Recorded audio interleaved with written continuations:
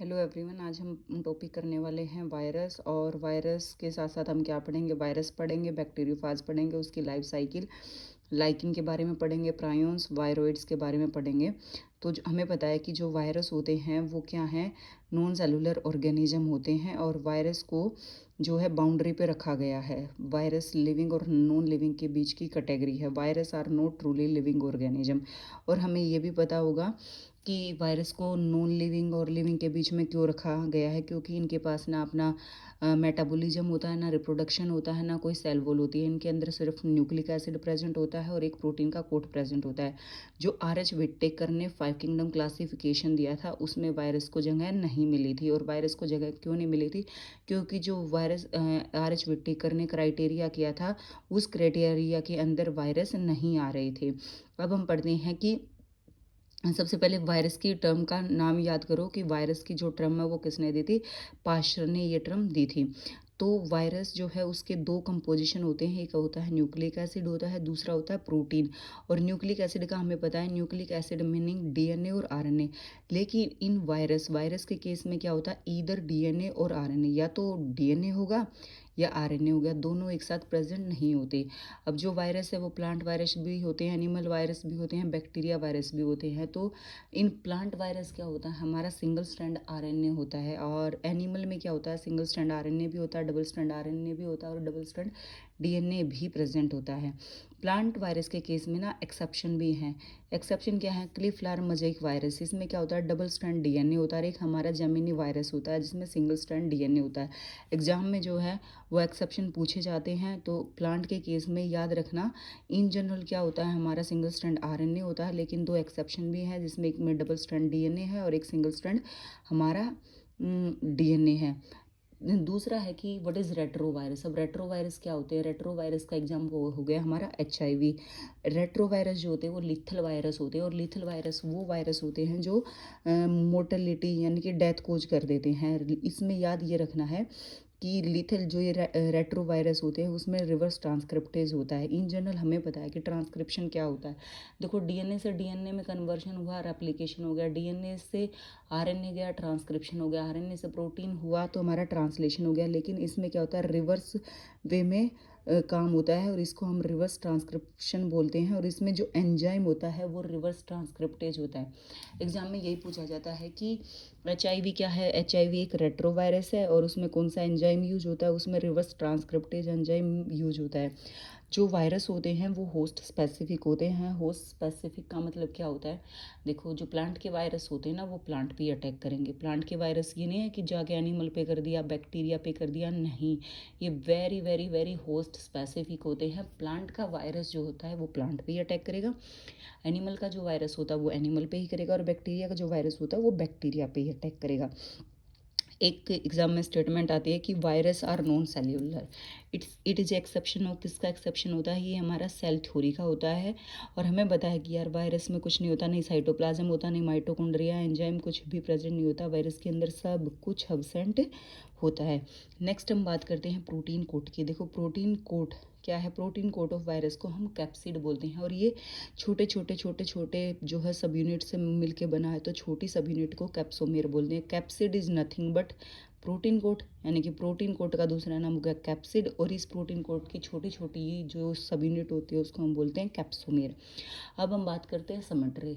जो वायरस होते हैं उसमें हेलिकल सिमेट्री है। और पूछ लिया जाता है हेलिकल सिमेट्री किसमें है? टोबैको मोज़ेक वायरस में, मम्प वायरस में। अब यहाँ पे कई बार एक कन्फ्यूजन आता है, और इन जनरल कई बार ये क्वेश्चन पूछा गया कि टोबैको मोज़ेक वायरस में क्या होता है? सिंगल स्ट्रैंड आरएनए होता है, डबल स्ट्रैंड डीएनए होता है, डबल स्ट्रैंड आरएनए होता है, क्या होता है? तो टोबैको मोज़ेक वायरस क्या होता है? प्लांट वायरस है। और इन जनरल प्लांट वायरस में क्या होता है? सिंगल स्ट्रैंड आरएनए होता है। तो टोबैको मोज़ेक वायरस में क्या हुआ? सिंगल स्ट्रैंड आरएनए हुआ। बैक्टीरियोफाज, ये बैक्टीरियोफाज क्या होते हैं? जो बैक्टीरिया को इन्फेक्शन कोज करते हैं वायरस, उनको हम बैक्टीरियोफाज बोलते हैं। और ये क्या होते हैं? पॉलीहेड्रल होते हैं। इनको टेडपोल लाइक वायरस बोला जाता है। टेडपोल लाइक वायरस क्यों बोला जाता है? क्योंकि इनकी सिमेट्री जो होती है वो टेडपोल लाइक होती है। और इसमें कौन सा क्या प्रेजेंट होता है? डबल स्ट्रैंड डीएनए प्रेजेंट होता है। यानी कि बैक्टीरियोफाज में क्या है? डबल स्ट्रैंड डीएनए प्रेजेंट होता है। Virus are very host specific, समझ में आ गया। ओब्लिगेटरी पैरासाइट का मतलब क्या होता है? कि जो वायरस होते हैं वो किसी भी होस्ट सेल के अंदर जो है उसकी एटीपी लेते हैं और उनको यूज़ करते हैं और वहीं पे उसी से की हेल्प से रिप्रोडक्शन करते हैं, तो इसलिए इनको ओब्लिगेटरी पैरासाइट बोलते हैं।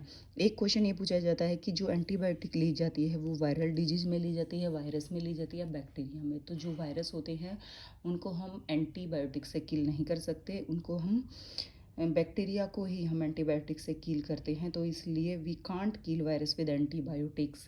तो जो ये छोटा सा पेज है इसमें वैसे बहुत सारी चीज़ें इंपॉर्टेंट है, बहुत सारी क्या पूरा पेज इंपॉर्टेंट है, मैंने बहुत ढूंढ ढूंढ के चीज़ें आपके लिए बनाई हैं। तो इसमें याद रखना, कन्फ्यूजन नहीं करना कि प्लांट में कौन सा वायरस है, एनिमल में कौन सा वायरस है, इनकी सिमेट्री क्या है, किस में क्या एक्सेप्शन है, एंटीबायोटिक कहाँ पे यूज होती है, वो स्पेसिफिक टर्म क्या होती है, इन सब के बारे में याद रखना। अब हम चलते हैं नेक्स्ट पेज पे। देखो डिस्कवरी की बात करते हैं। जो टर्म थी, क्वेश्चन आ जाए एग्जाम में कि टर्म किसने दी थी, पाश्चर ने। वैसे इसमें 3-4 साइंटिस्ट थे जिन्होंने वायरस पे काम किया था। सबसे पहले हमारा था इमोनवोस्की, यानी कि पूरा नाम है इसका डीजे इमोनवोस्की। उसने काम किया था 1892 में। उसने क्या किया कि एक प्लांट था जिसके ऊपर ब्लैक ब्लैक से धब्बे थे, यानी कि मोज़ेक डिजीज़ थी। तो उसने देखा कि टोबैको की लीफ पे ये धब्बे क्यों है, ये बैक्टीरियल डिजीज से है या ये किसी टॉक्सिन है, ये क्या है। तो उसने क्या किया कि वो एक प्लांट लिया और उसकी जो वो ब्लैक इन्फेक्टेड पोर्शन था उसको निकाला और उस एक जार लिया जिसके ऊपर उन्होंने बैक्टीरियल फ़िल्टर निकाला और उसको सैप को उसमें से पास किया। लेकिन जब उसने वो सैप पास किया तो कुछ सैप जो है नीचे चला गया। अगर इन्फेक्शन कोज करना वाली जो भी चीज़ थी वो बैक्टीरिया होती तो वो पास नहीं होती, लेकिन नीचे चला गया कुछ इन्फेक्शियस सब्सटेंस। तो अब ये तो हो गया कि जो इन्फेक्शियस सब्सटेंस था वो बैक्टीरिया नहीं है, वो कुछ और है। तो उसने देखा कि ये बैक्टीरिया तो नहीं है, कुछ ना कुछ दूसरा कोई भी चीज़ हो सकती है, टॉक्सिन हो सकता है, माइक्रोब्स हो सकते हैं, कुछ भी हो सकती है, कोई भी पॉइजनस फ्लूइड हो सकती है। तो ये क्या है, उसने फिर क्या किया, एक हेल्दी प्लांट लिया और उस हेल्दी प्लांट के ऊपर फिर से जो ये डिजीज सैप है वो रब किया और उसने देखा कि वो हेल्थी प्लांट भी था, वो भी डिजीज़ कोज करने लगा। तो उसने क्या कंक्लूजन निकाला, उसने कंक्लूजन निकाला कि कोई ना बैक्टीरिया से भी छोटा कुछ चीज़ है जो इन प्लांट को इन्फेक्ट कर रही है और इसने इसका नाम दिया माइक्रोब्स नाम दिया, या इट मे बी टॉक्सिन, ये टॉक्सिन हो सकता है but it can't be bacteria. यानी कि जो इमोनोवस्की ने क्या किया था, सिर्फ इमोनोवस्की ने पता लगाया कि वो जो है कोई भी बैक्टीरिया से छोटा माइक्रो ऑर्गेनिज्म हो सकता है जिसको हम माइक्रोब्स बोलते हैं। फिर इसी के काम को आगे लेके गया बेजरनिक। बेजरनिक ने क्या किया, उसने सारा का सारा डिटो वही काम किया। एक डिजीज़ प्लांट लिया, ऐसे ही सेप को रिमूव किया, ऐसे ही फ़िल्टर किया और डिजीज़ प्लांट पे निकाल दिया। यूं का यूं एक काम किया। बस उसने ये बताया एक नई बात, जो इमोनोवस्की थे उसने कहा था कि या तो ये माइक्रोब्स हो सकते हैं या टॉक्सिन्स हो सकते हैं। तो उसने कहा कि ये टॉक्सिन तो नहीं हो सकते, अगर टॉक्सिन होता तो दोबारा से जो हेल्दी प्लांट है उसको इन्फेक्ट नहीं करता, उसको डिजीज़ कोज नहीं करता। तो ये कुछ ना कुछ लिविंग चीज़ ही है। उसने इसका नाम दिया कंटाजियम विवम फ्लूइडियम। एग्ज़ाम में जो है यही स्टेटमेंट पूछी जाती है कि ये वाली जो टर्म है कंटाजियम विवियम फ्लूइडियम किसने दी थी। और याद रखने का इसमें यही है कि ये किसने दी थी, बेजरनिक ने दी थी। तो बस इतना याद रखना, what is कंटाजियम विवियम fluidum, living poisonous fluid को हम कंटाजियम विवियम फ्लूइडम कहते हैं और ये साइंटिस्ट कौन था, बेजरनिक दिया था। और एक तीसरा है डब्ल्यू स्टानले। डब्ल्यू स्टानले ने क्या किया, उसने इसको क्रिस्टलाइज्ड कर दिया। उसने बताया क्रिस्टलाइज्ड वायरस, किसी चीज़ को क्रिस्टलाइज करना बहुत मुश्किल है और ये वायरस जो है क्रिस्टलाइज हो गए थे। तो पूछा जाता है कि वायरस को क्रिस्टलाइज किसने किया था, डब्ल्यू स्टानले ने। इसमें देखो 4 चीज़ याद रखने की हैं। एक तो याद रखो कि वायरस की टर्म किसने दी थी, वायरस की जो टर्म है वो पाश्चर ने दी थी। इवोनवस्की ने क्या किया था, इवोनवस्की ने बताया था कि जो ये डिजीज़ कोज कर रही है बैक्टीरिया तो नहीं है, कुछ बैक्टीरिया से छोटा कुछ भी ऑर्गेनिज्म हो सकता है, उसने बताया माइक्रोब्स हो सकते हैं। फिर उसके बाद बेजरनिक ने कहा कि नहीं ये टॉक्सिन तो नहीं हो सकते, इसको कंटाजियम विवम फ्लूइडम बोलते हैं। तो ये वाली लाइन याद रखनी है। और क्रिस्टलाइज्ड वायरस को किसने किया था, डब्ल्यू स्टेनले ने किया था। बस इतना इसकी डिस्कवरी और इसके साइंटिस्ट में याद रखना है। नेक्स्ट हम चलते हैं बैक्टीरियोफाज। अब देखो बैक्टीरियोफाज क्या होता है। हमें बताया कि बैक्टीरिया को जो भी वायरस है वो इन्फेक्ट करेगा, उसमें इन्फेक्शन को कोज करेगा, उसको हम बैक्टीरियोफोज बोलते हैं। यानी कि bacteriophage are virus that infect viruses, यानी कि बैक्टीरिया, बैक्टीरिया को जो इन्फेक्ट करेंगे वो वायरस को हम बैक्टीरियोफाज बोलते हैं। सबसे पहले पढ़ते हैं बैक्टीरियोफाज का स्ट्रक्चर। बैक्टीरियोफाज का स्ट्रक्चर हमने पहले पढ़ा कि बैक्टीरिया को टैडपोल लाइक वायरस बोलते हैं। इसमें एक हेड पोर्शन होता है, दूसरा जो है टेल पोर्शन होता है। हेड में क्या होता है, हमारा कोर। देखो कोर कुछ नहीं होता, न्यूक्लिक एसिड का ही दूसरा नाम है कोर, उसको ही कोर या न्यूक्लिक एसिड बोलते हैं। और हमें पता है न्यूक्लिक एसिड में डीएनए आरएनए कुछ भी हो सकता है, ये हेड हो गया। उसके बाद क्या है, बाहर की कवरिंग को हम क्या बोलते हैं, कैप्सिड। कैप्सिड में मतलब प्रोटीन, और प्रोटीन इसकी स्मॉल यूनिट को कैप्सोमियर। ये हो गया हमारा कॉलर, ये है क्या है, सीध। और ये है हमारी बेस प्लेट। बेस प्लेट किसकी बनी होती है, लिपोप्रोटीन की बनी होती है। टेल फाइबर क्या है, ये हेल्प क्या करते हैं टेल फाइबर, तब ये बैक्टीरियोफाज यानी कि ये जो वायरस है तब किसी भी होस्ट सेल के अंदर जाएगा तो टेल फाइबर ही पेनिट्रेशन में हेल्प करते हैं, और ये help in attachment of host.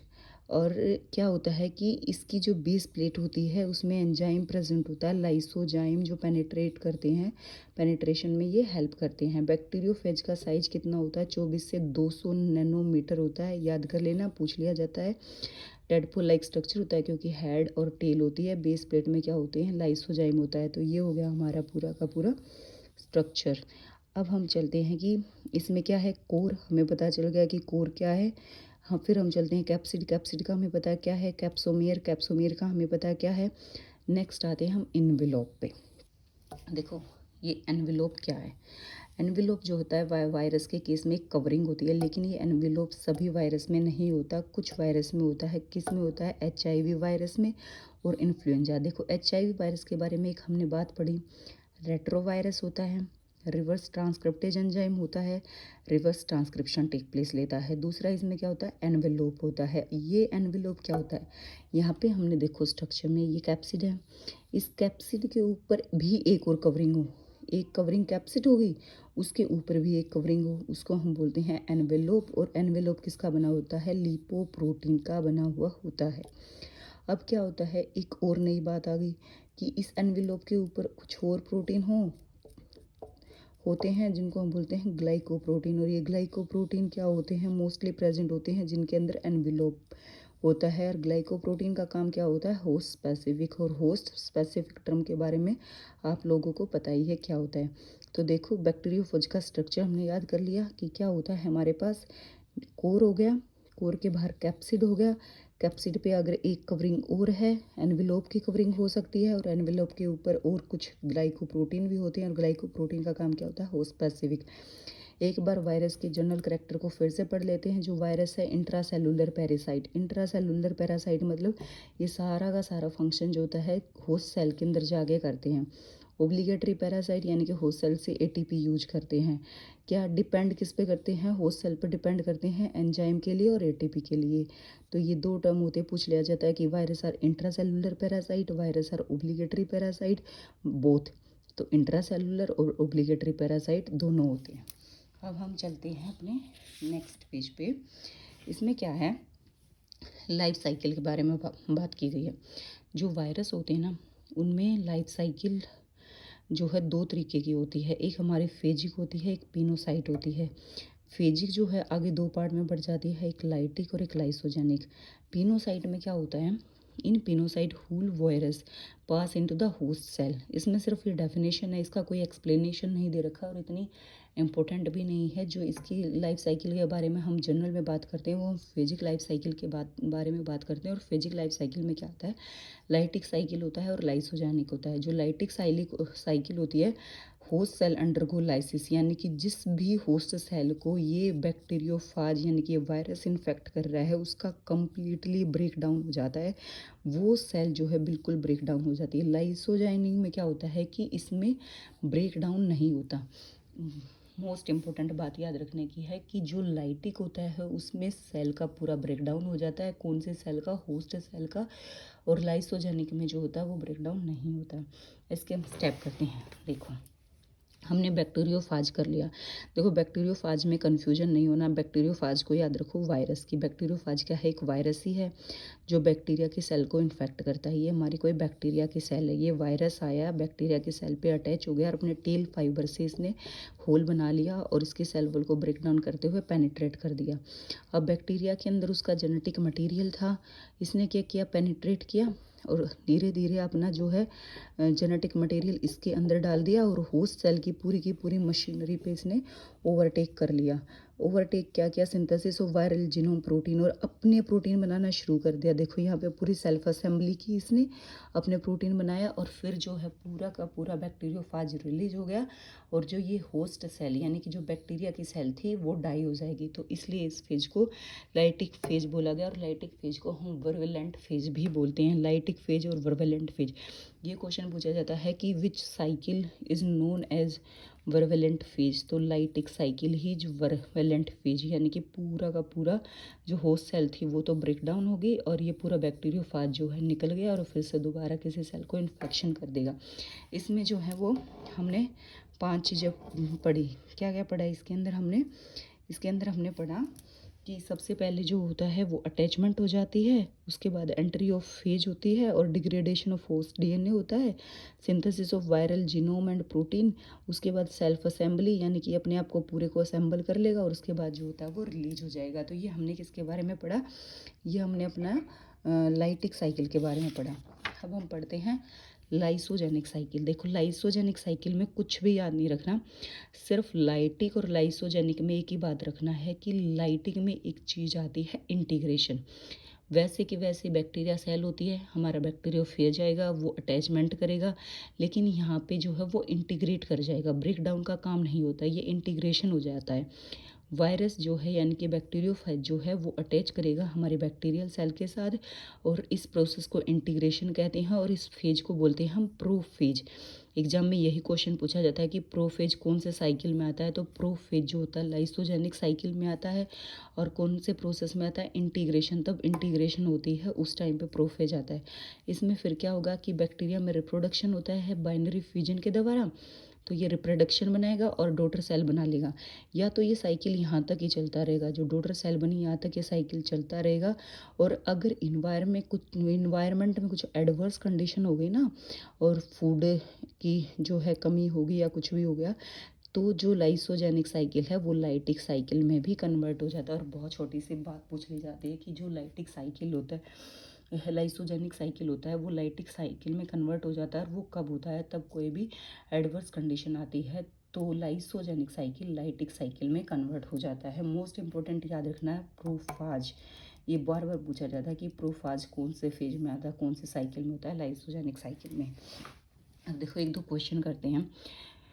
When the viral genome get inserted into bacterial host, it termed as, बताओ, replication, lytic cycle, lysogenic cycle, capsid formation, lysogenic cycle. जब जीनोम यानी कि viral genome है इंजर्ट करता है बैक्टीरिया की cell में तो उसको क्या टर्म दी गई है? लाइसोजेनिक साइकिल दी गई है। उसके बाद है which of the following used as vector in genetic engineer. Genetic engineering में कौन सा वेक्टर यूज किया जाता है? अभी हमने पढ़ा बैक्टीरियोफाज और प्लाज्मिड। बैक्टीरियोफाज और प्लाज्मिड दोनों किए जाते हैं। मैं सोच रही हूँ कि ये बैक्टीरिया का ये वायरस वाली लाइफ साइकिल और ये वायरस आपको पढ़ाने के बाद प्लाज्मिड आपको पढ़ाऊँ। अगर आपको पढ़ना है तो please do let me know in the comment section कि मैं आपको प्लाज्मिड साथ के साथ करवा दूँ। काफ़ी इंपॉर्टेंट है पॉइंट ऑफ व्यू से और इसमें अगर साथ के साथ करेंगे तो कन्फ्यूजन नहीं होगा। उसके बाद है एक और क्वेश्चन है, what does a viral DNA become after being associated with bacterial chromosome. कि एक वायरल डीएनए है वो बैक्टीरिया का क्रोमोसोम। देखो ये वाला क्या है? वायरल डीएनए और ये क्या है? बैक्टीरिया का डीएनए यानी कि बैक्टीरियल जीनोम। तब इनके साथ जुड़ गया तो ये क्या बन गया? ये क्या बन जाता है? प्रोफेज। किससे? प्रोफेज बन जाता है। ये क्वेश्चन जो है ये एग्जाम में आए हुए क्वेश्चन है। अब एक छोटी सी बात क्या है, लाइकन। लाइकन क्या होते हैं? हमारे माइक्रोस्कोपिक प्लांट होते हैं। लाइकन में क्या होता है? सिम्बायोटिक एसोसिएशन होता है किसके बीच में? एल्गी और फंजाई। ये पूछ लिया जाता है लाइकन में किसके बीच में एसोसिएशन होता है? एल्गी और फंजाई, ये याद रखना है। और लाइकेन हमारे क्या होते हैं, पोल्यूशन इंडिकेटर होते हैं। और किस चीज़ के पोल्यूशन के इंडिकेटर होते हैं, सल्फर डाइऑक्साइड को इंडिकेटर करते हैं। माइकोरिजा इसमें नहीं था, बस मैंने वैसे ही बता दिया कि कन्फ्यूजन ना हो। जो माइकोरिजा भी होता है उसका भी फंजाई के साथ एसोसिएशन होता है, लेकिन रूट ऑफ हायर प्लांट और प्लस फंजाई होते हैं तो उसको हम माइकोराइजा बोलते हैं। और फंजाई के बारे में एक मोस्ट इंपॉर्टेंट बात क्या है कि fungi always does symbiotic relationship with autotrophs. कोई भी ऑटोट्रोफस होगा, फंजाई का सिम्बायोटिक रिलेशनशिप उसी में होगा। और आपको पता ही होगा सिम्बायोटिक क्या होता है, यानी कि किसी से कोई फ़ायदा मिलता होता है, उसी को ही हम सिम्बायोटिक रिलेशनशिप बोलते हैं। अब हम चलते हैं अपने नेक्स्ट टॉपिक पे। आई होप आपको ये समझ में आ गया होगा।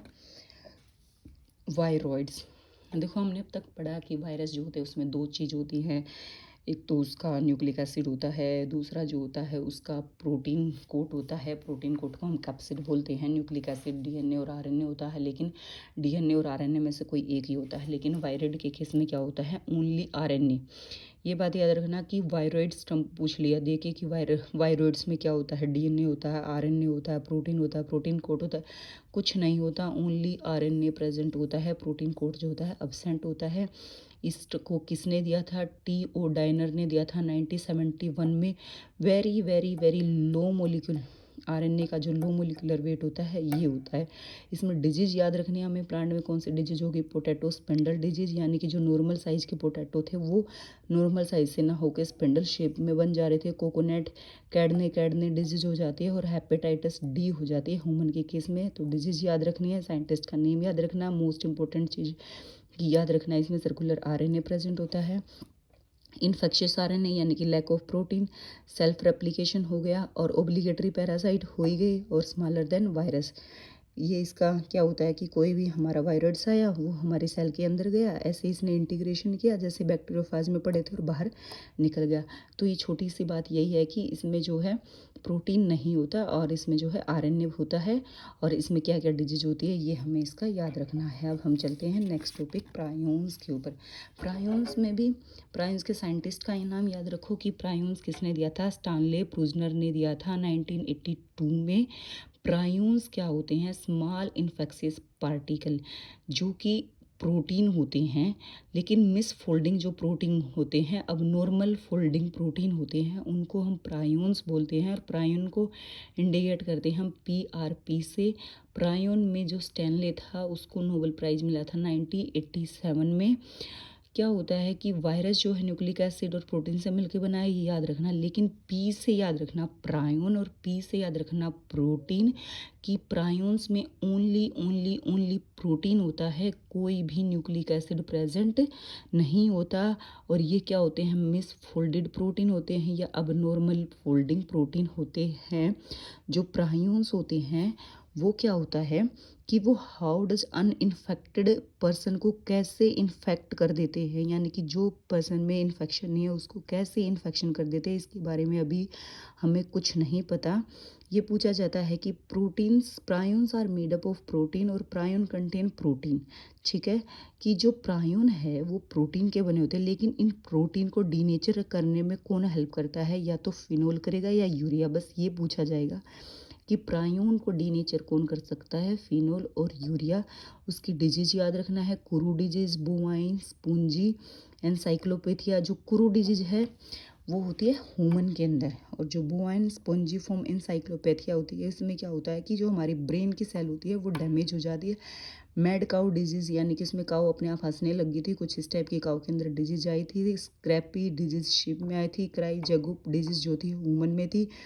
फेमिलियल इंसोमनिया और अल्जाइमर डिजीज, ये सारी की सारी डिजीज जो है प्रायोन्स ने खोज की थी, प्रायोन से होती है। तो मैंने आपको एग्ज़ाम पॉइंट ऑफ व्यू से जो भी इम्पोर्टेंट बातें थी वो अच्छे से बताने की कोशिश की है। आई होप आप लोगों को मेरी ये वीडियो पसंद आए। अगर आपको पसंद आए तो प्लीज़ लाइक कर देना, शेयर कर देना, सब्सक्राइब कर देना। और अगर आपको प्लाज्मिड टॉपिक किसी के साथ ही पढ़ना है तो please do let me know in the comment section. Thank you.